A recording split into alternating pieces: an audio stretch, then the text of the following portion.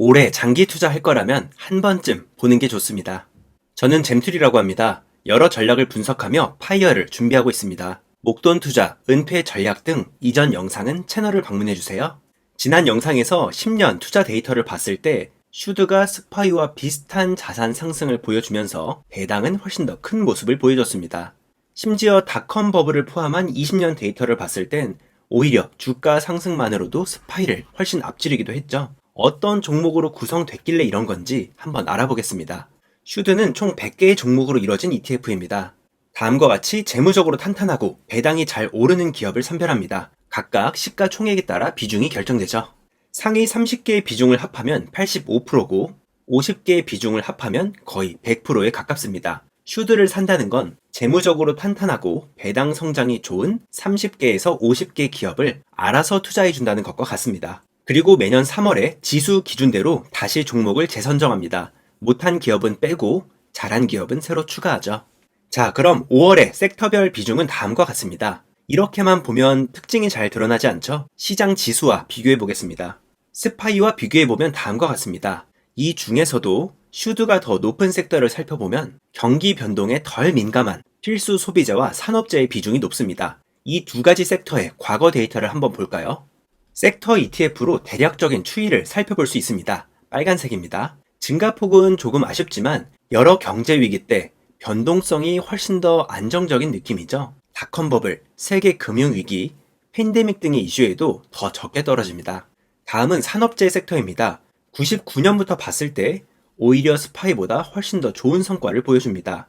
자, 이러한 필수 소비재, 산업재 섹터를 슈드가 더 많이 담고 있습니다. 다음으로 슈드의 비율이 더 낮은 섹터는 IT입니다.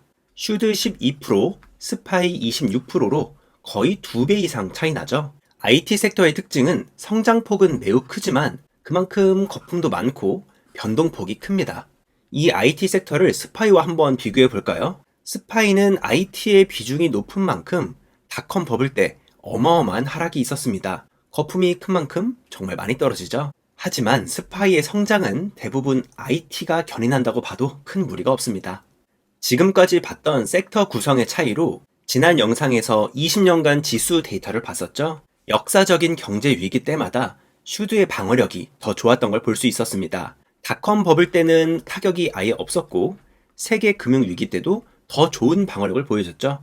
결과적으로 99년부터의 데이터로 봤을 땐 슈드의 주가 상승이 훨씬 더 좋았습니다. 자, 그럼 이제 섹터별 종목 구성을 자세히 살펴볼게요. 비중이 높은 순으로 살펴보겠습니다.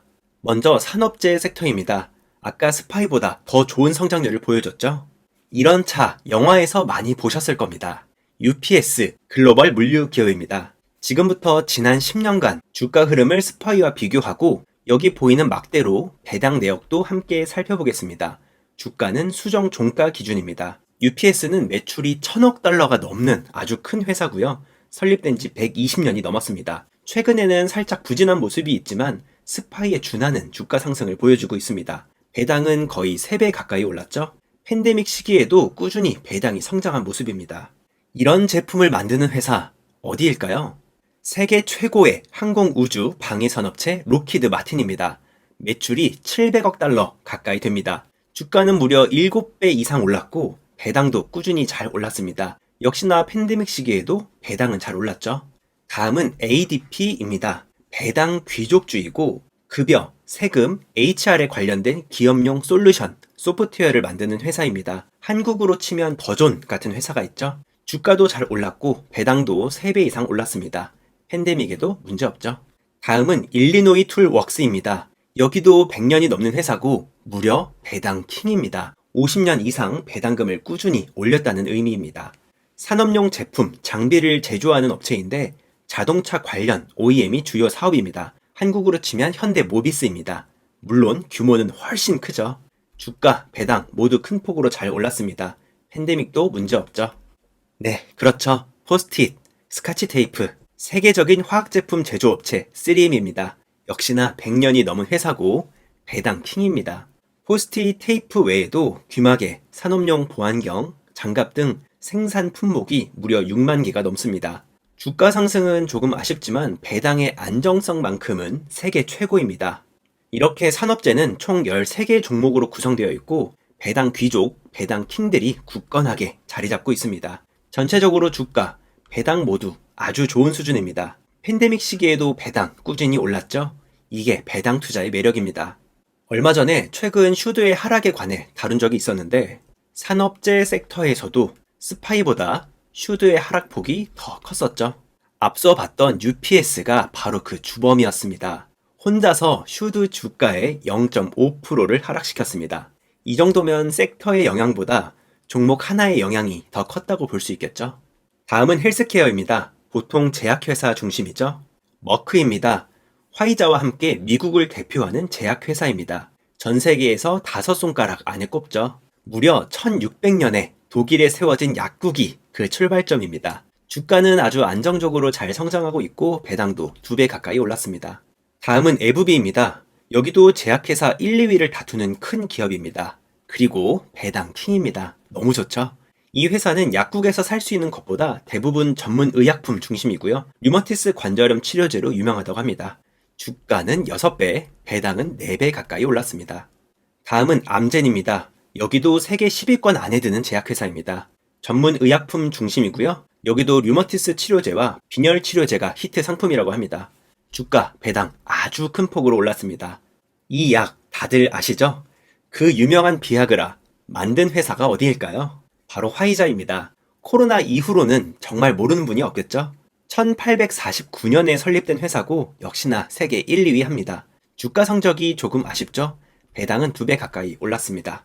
헬스케어는 이렇게 총 4개 종목으로 구성되어 있습니다. 화이자가 주가 상승에서 조금 아쉬웠지만 나머지 3개는 모두 뛰어난 성과를 보여줬습니다. 최근 하락에서도 헬스케어 영향이 컸습니다.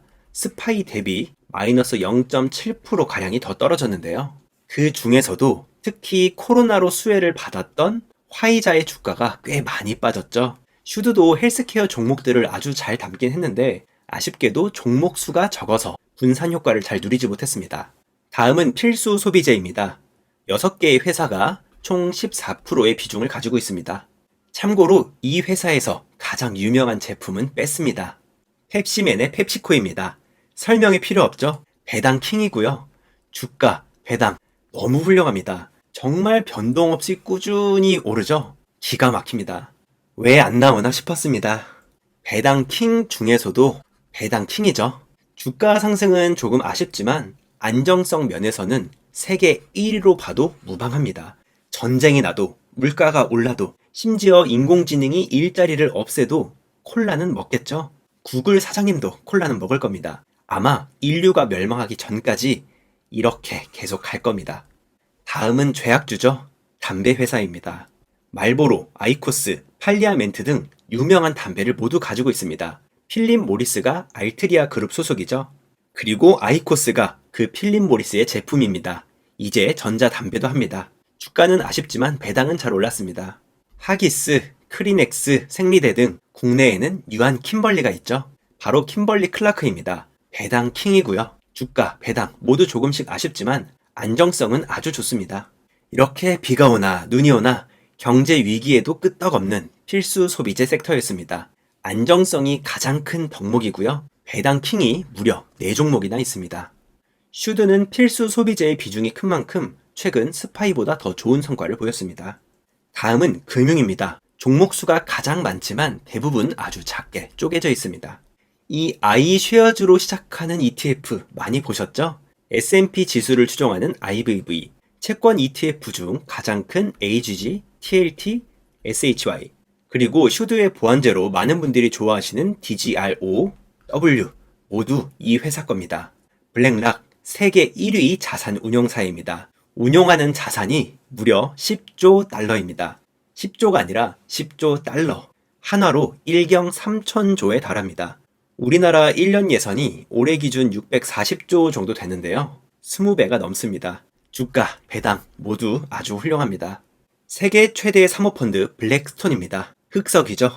기업, 부동산을 사고 팔면서 돈을 버는 게 사모펀드죠. 앞서 설명드렸던 블랙락이 바로 이 블랙스톤에서 떨어져 나간 기업입니다. 그만큼 아주 좋겠죠? 주가는 아주 크게 올랐고 배당도 2배 올랐습니다. 다만 배당의 안정성은 조금 떨어지는 모습입니다. 다음은 US뱅크, 미국에서 5등 안에 드는 은행입니다. 배당은 잘 오르고 있지만 최근 이슈로 주가가 조금 부진한 모습입니다. 올스테이트, 미국에 있는 보험회사입니다. 주가, 배당 모두 잘 오르고 있습니다. 이렇게 금융섹터는 총 41개의 종목으로 구성되어 있고 배당에서 아주 좋은 모습을 보여주지만 최근 실리콘밸리 은행 사태 등 은행권의 유동성 불안으로 최근 주가가 많이 안 좋죠. 슈드의 최근 주가 하락에도 금융섹터가 아주 큰 역할을 했습니다. 아무래도 시가총액을 기준으로 종목을 구성하는 스파이의 경우 상대적으로 규모가 큰 회사들이 많이 담겨 있는데 슈드의 경우 상대적으로 작은 규모의 은행들이 있다 보니 이번 금융사태에서 좀 더 타격이 컸던 것 같습니다. 하지만 금방 회복하겠죠. 배당이 좋은 만큼 금융섹터는 빼놓을 수 없습니다. 지금까지 4개 섹터를 살펴봤습니다. 어떠셨나요? 좋은 ETF라는 건 알고 있지만 그래서 어떤 종목에 분산되는지 이해하면 더 좋겠죠. 지금까지 봤던 이렇게 좋은 기업들, 매년 이렇게 좋은 기업들을 직접 고르는 건 사실상 어렵습니다. 2,500개 기업 중에서 골라야 하는데 이거 완전 전업 투자죠. 슈드가 그걸 대신 해준다고 보면 됩니다. 패시브 지수를 추정하기 때문에 아주 저렴한 수수료로 이 많은 일들을 대신 처리해줍니다. 그럼 다음 2편에서 나머지 섹터를 다뤄보겠습니다. 오늘도 긴 영상 봐주셔서 감사드리고요. 궁금하신 내용이 있다면 댓글로 남겨주세요. 감사합니다. 잼툴이었습니다.